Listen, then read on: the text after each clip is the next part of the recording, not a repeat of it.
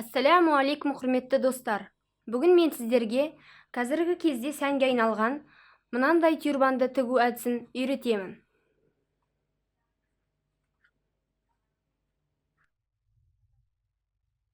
Бұған керекті заттар: люрекс матасы. Мен люрекс матасын қолдандым. Және де астарына креп шифон матасын қолдандым. Тюрбанның өзін қалаған материалдан тіксеңіз болады.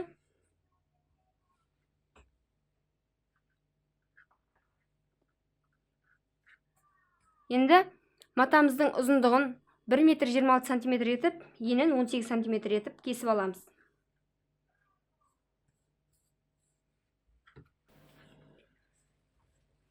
Енін 18 см етіп кесеміз, сызып аламыз.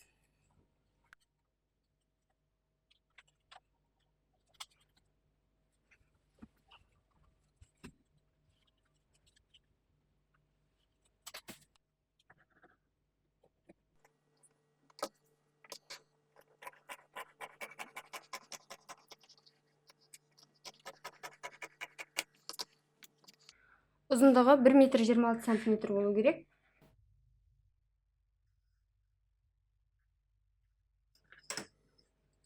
Алпыс үш 2-ге көбейткенде 1,26 метр болады.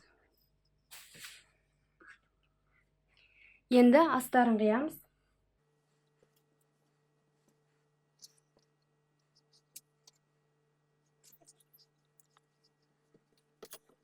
Астарының ұзындығы сыртымен бірдей болады, 1,26 метр, ені 14 см болады.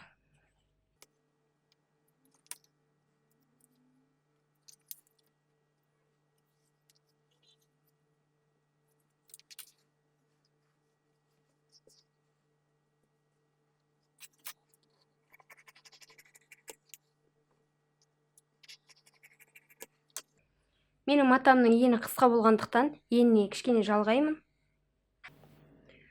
Өзімізге керек етіп кесіп алдық. Сыртын ұзындығы 1,26 метр, ені 18 см. Іштігі ұзындығы 1,26 метр, ені 14 см. Іштігі сыртынан 4 см кішкентай болу керек. Ал енді тігуге кірісеміз.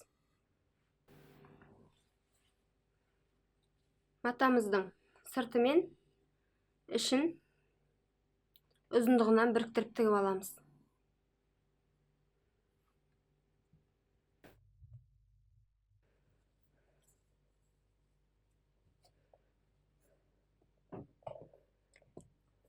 Жібіміз матамызбен түстес болсын.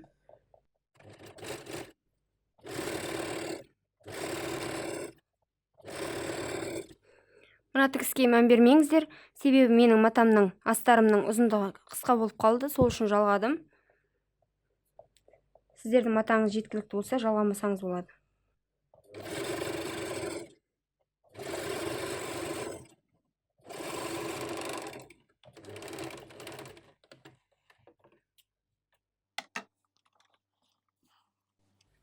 Енді тігілген матамызды ашып,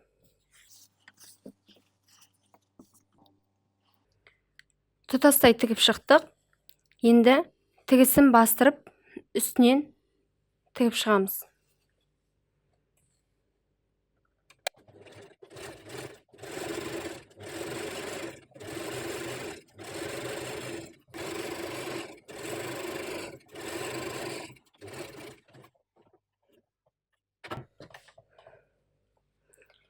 Мінекей мынандай тігіс түседі.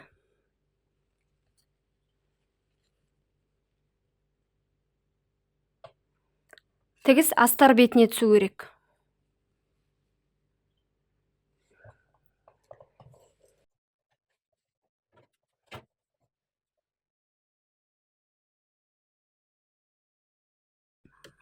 Бір беті тігілді.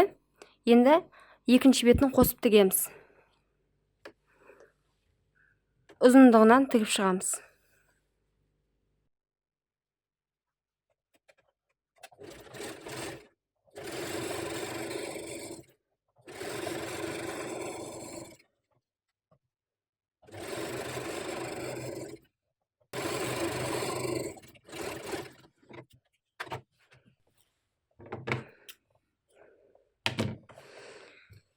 Міне осындай екі жағын біріктіріп тігіп алдық ұзындығынан.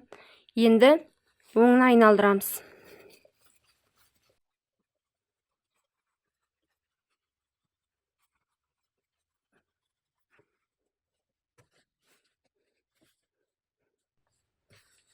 Мынау астары.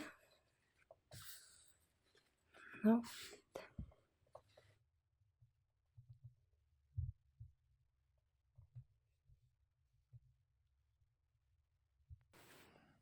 Енді тюрбанымыздың ортасын белгілеп аламыз. Ортасы 63 сантиметр.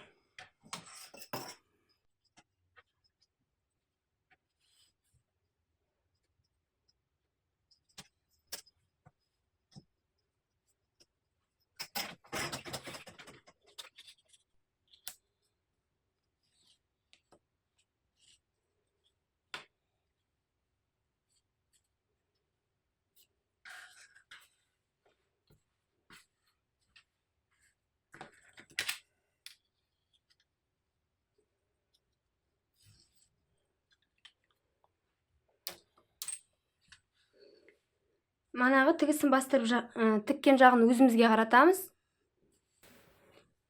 Матамыздың ортасын сызып алдық. Енді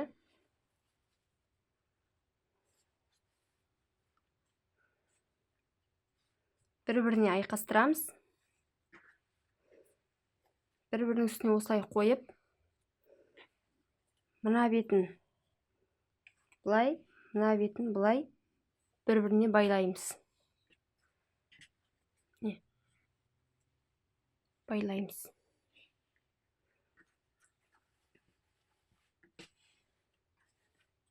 Байлап,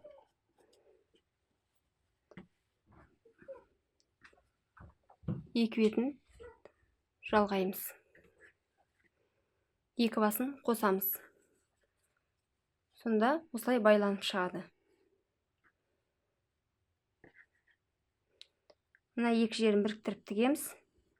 Кішкене ашық жер қалдырамыз, оңайын алдыру үшін.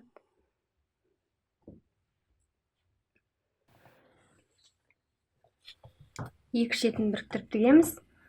Ол үшін тігістерін келтіреміз.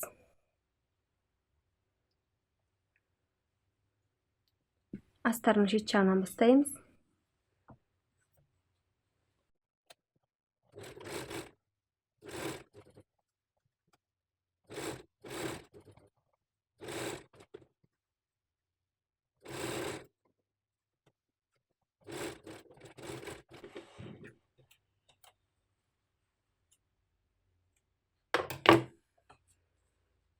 Енді оңайын алдырамыз.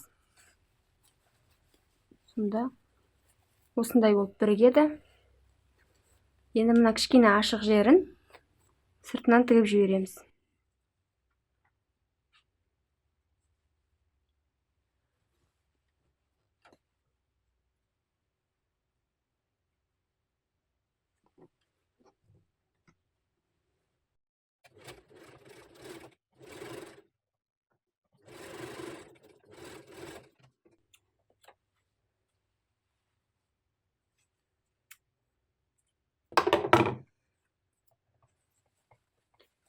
Мінекей осындай болады.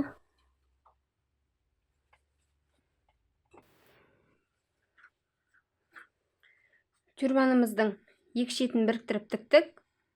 Енді ортасын айналдырып тігеміз. Байланған жерге дейін айналдырып тігеміз. Манағы екі шеті қосылған тігіспен сызып алған тігісімізді біріктіріп айналдырып тігіп шығамыз.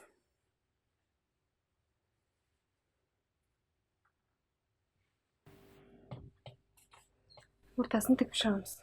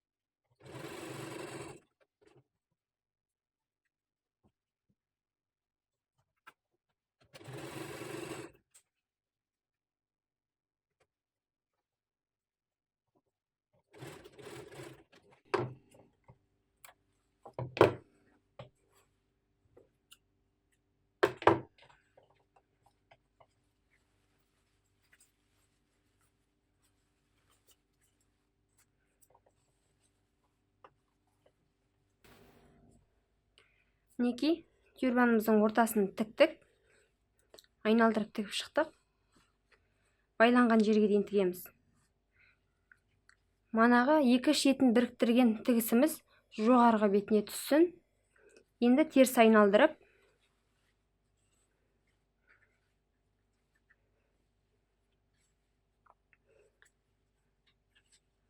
мынау тюрбанымыздың киілетін беті, мынау үсті, төбесін біріктіріп тігеміз. Байланған жерге дейін біріктіріп тігу керек. Астарын кішкентай қылып алған себебіміз, люрекс матамыз сырты ішіне қарай қайырылып тұру үшін, астарымыз сыртына шығып тұрмас үшін. Байланған жеріне дейін біріктіріп тігіп шығамыз.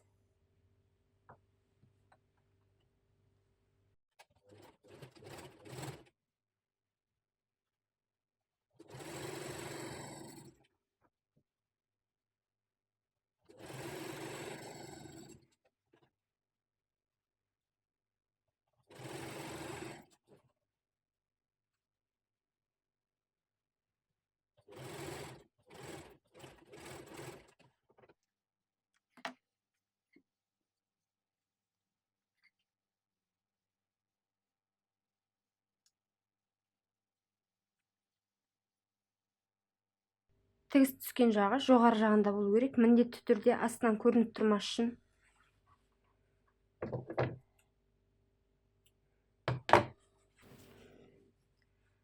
Тігіс түскен жағын жоғарыға қалдырып, 7 см резинка кесіп алып,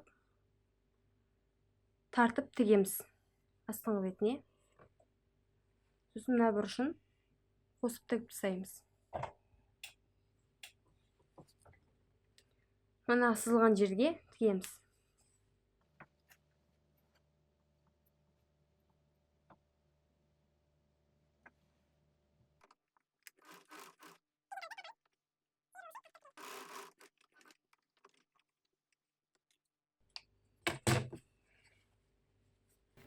Резинкамызды тартып тіккесін, тюрбанымыздың арты осылай жиырылады.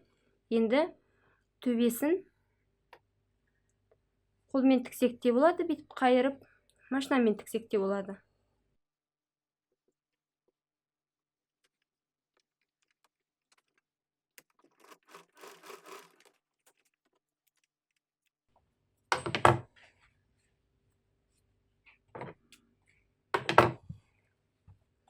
Тюрбанымызды оң айналдырамыз.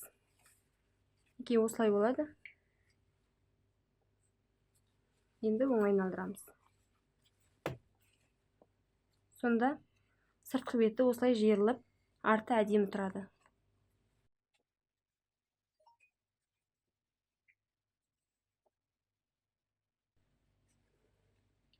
Енді алдыңғы бетін басыңыздың көлеміне қарай төменгі жақтан тіксеңіз тар болады. Жоғары жақтан, кішкене жоғары жақтан біріктіріп тіксеңіз кең болады тюрбан. Осылай осы жерін қолмен ілдіріп жіберсеңіз болады.